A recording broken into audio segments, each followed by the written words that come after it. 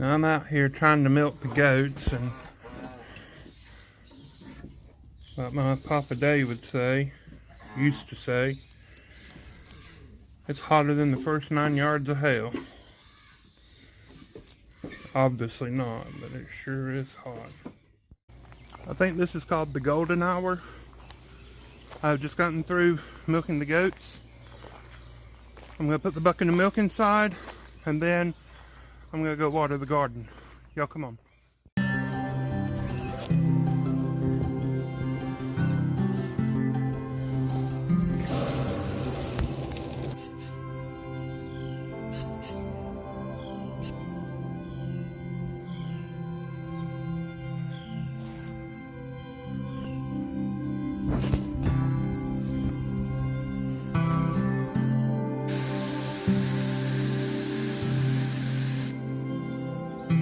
This is bed number 1. Doesn't look like a whole bunch. These are some volunteer potatoes. There are some tomatoes. Some we sprouted, some we got from rows that hold some roots. And you can see eggshells. There are eggshells in all of my garden beds. We hatch over 100 baby chickens here every month in our incubators.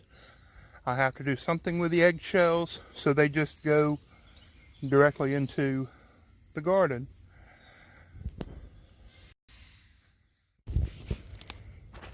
I'm out here in the garden, and look. You see that? That is slime mold. Amazing.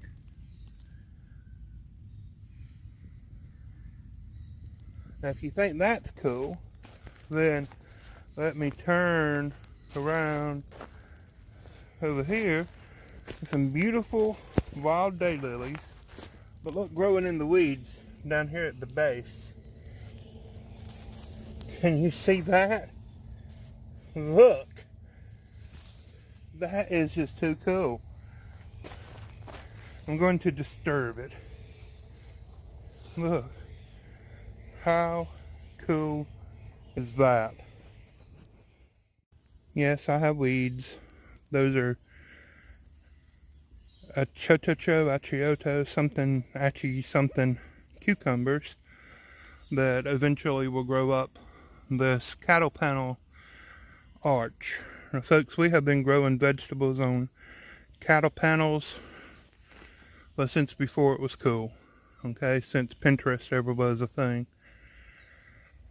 Daniela and I, when we lived up on the mountain, we had about an acre planted in tomatoes, and they were mostly Better Boy tomatoes, and we grew them all up cattle panels. We have a new bed over here that just doesn't have anything in it yet. We're still trying to fill that up. Over here we have more weeds, what's left of Swiss chard. Behind you can see some dragon tongue beans.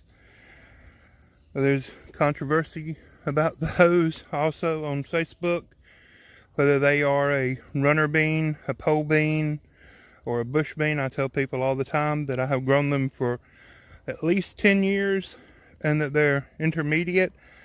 I really need to get in here and put some sticks in here for them. There's some growing on this cabbage that has bolted, and they're growing up the sunflower that just keeps going. That is a volunteer sunflower. But these rattlesnake pole beans, no, I'm sorry, they're not rattlesnake pole beans. Dragon tongue beans are intermediate between a bush bean and a pole bean. They get to be about 3 feet high, and if not given any support at all, they will flop over. And so I'm going to get out here soon, probably not tonight, but put some sticks in the ground. Now every one of these squares has something planted in it.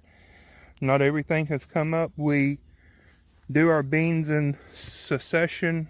We're not looking to put up 500 quarts of canned green beans. We're just looking to provide for our family this year some healthy produce on a consistent basis throughout the summer.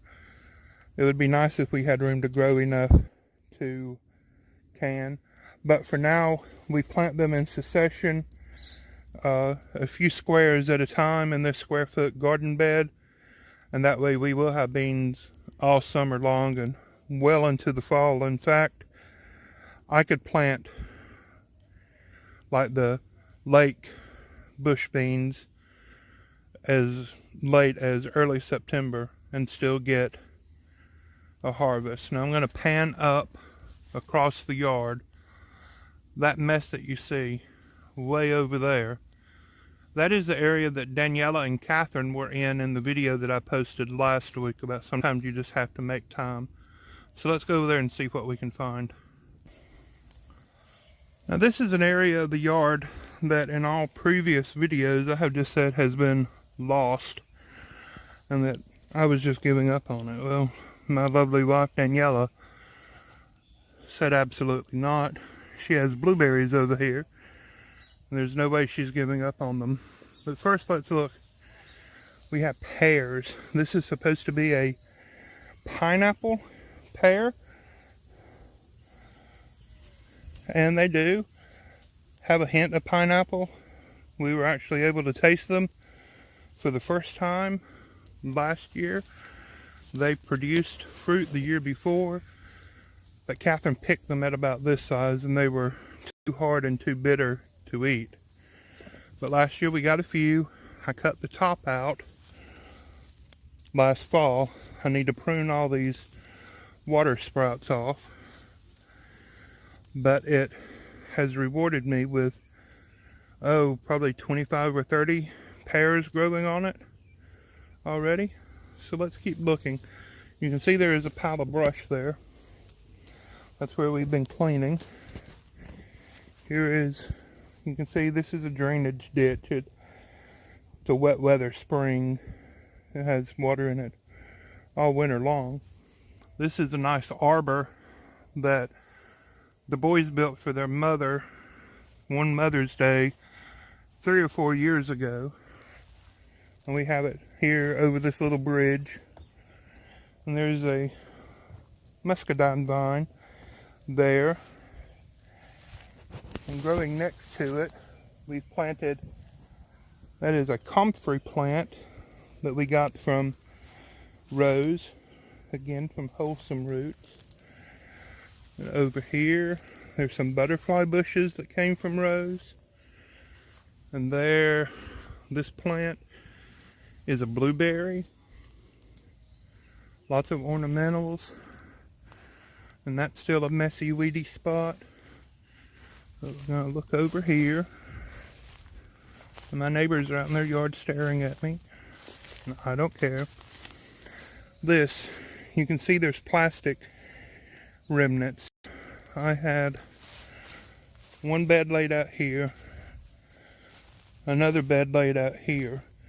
This bed at one time was planted with thornless blackberries. This bed was planted with some raspberries and asparagus, and it had strawberries growing underneath both of them. And I just mowed them all over when we decided to clean this up. But we do have blueberries still. So my thought was that we would come in and dig these up, move them, relocate them. But Daniela said, no, we're going to let them grow. We're going to keep this clean. Obviously, we haven't succeeded in getting it clean first. But look, just covered in blueberries. There is another one. There are blueberries on it. This little guy. And then way up here, but look over here. I'm getting tangled up in blueberries. Look, those are going to be ready soon. Let's keep going.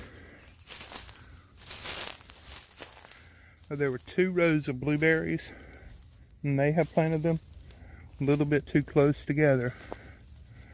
But look, blueberries everywhere. Now over here is something I want to show you.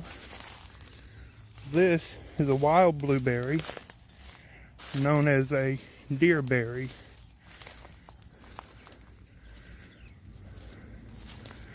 You can see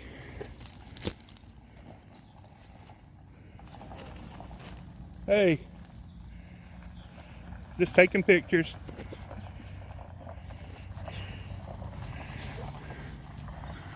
We've got these wild deerberries. We have some focusing issues going on. I'm gonna eat that. Yeah, it's not gonna focus. I'll just eat it. Now my mother's out here, and Jonathan. They thought I was talking to myself. Look at how many blueberries are on here. Look at this, Mama. Over here. So scattered around the property, we have about 20 blueberries. They just keep going. Can you see up there? That's 2 feet above my head. Way over here also. And of course, sweet gums have grown up everywhere. We did have a fence through here. The goats were supposed to be on this side, and this side was supposed to be the berry garden. But like I said, we got tired of it. We cut the big stuff down, and I just mowed over the rest with a lawnmower. I'm not sure exactly what I'm going to do. Look out there, there's a strawberry plant coming back right there. So that's that for the garden tour. Hope you've enjoyed it.